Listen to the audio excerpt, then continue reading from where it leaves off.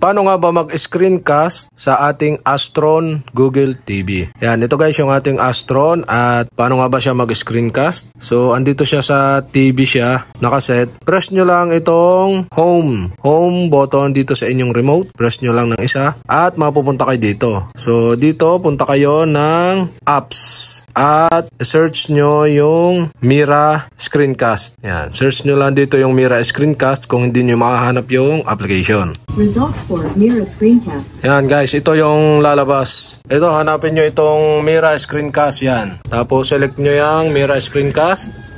Yan, ito siya. So, kapag hindi naka-install sa inyong Astron Google TV, install nyo muna. Dahil naka-install na sa atin, open na natin. Yan, ganyan lalabas. Tapos, yan, ito yung pinakang screencast name nung Miracast. So, Mac Apollo Premium TV. Yan guys. Tapos, ang gagawin nyo is sa cellphone na. Yan guys, dito sa inyong cellphone, punta kayo ng settings. Tapos, punta kayo dito sa connection sharing. Yan. Dapat magka-connect yung wifi nito at saka nung Astron TV nyo. So, iisa ang connection ng wifi. Pareho siya nakakonect doon sa iisang wifi. Yan guys, dito sa connection sharing, so hanapin nyo yung screencast. Yan, ito siya yung screencast. So, tap nyo lang yung screencast at yan, search for display device. Tap nyo to. At mase-search niya itong Mac Apollo Premium TV na nalabas dito sa may Astron. Yan guys. So tap nyo lang agree. Tapos turn on nyo lang. Allow. Yan, allow lang. Allow.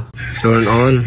Yan guys, pagka-click nyo yan, mag-search na siya. Search for device. Lalabas dyan yung Mac Apollo. Yan, ito siya. Yan, Mac Apollo Premium TV. Tap nyo lang. At connecting na siya. Yan guys, start now. Tap nyo start now. Yan. Kita nyo yung TV.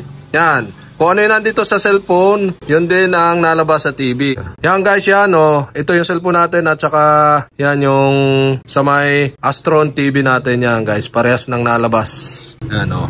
Open natin ang settings ulit. Yan, click nyo yung settings. Yan. Makikita nyo kung ano yung lumabas dito sa cellphone. Yun din yung sa Astron. Yan. Ganun lang kadali mag-screencast ng ating mobile phone. So, Android phone nga pala ang ating gamit. So, ganun lang kadali mag-screencast yan. O.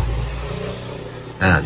So kapag naka-screencast na yan at gusto niyang exit, so okay, back lang tayo doon sa pinaka-settings natin dito sa mobile phone. Yan, punta ulit kayo ng settings. At dito ulit sa connection sharing, tap nyo ulit. Tapos, yan, sa may screencast, tap nyo yung screencast. Yan, makikita nyo nasunod yung TV. Tapos, stop screencast. Yan, stop nyo yung screencast para mag-stop na at mabalik na yung dating screen ng Astron yan. No? Naka-disconnect na yung cellphone natin. At dito naman sa pinakang Miracast na application sa inyong Google Astron na TV yan, dito sa may kaliwa. Scroll down nyo lang, punta kayo dito. Yan, tapos click nyo yan. At mababalik kayo dito. Yan, guys. So, okay, ganun lang kadali mag-screencast sa ating Astron Google TV.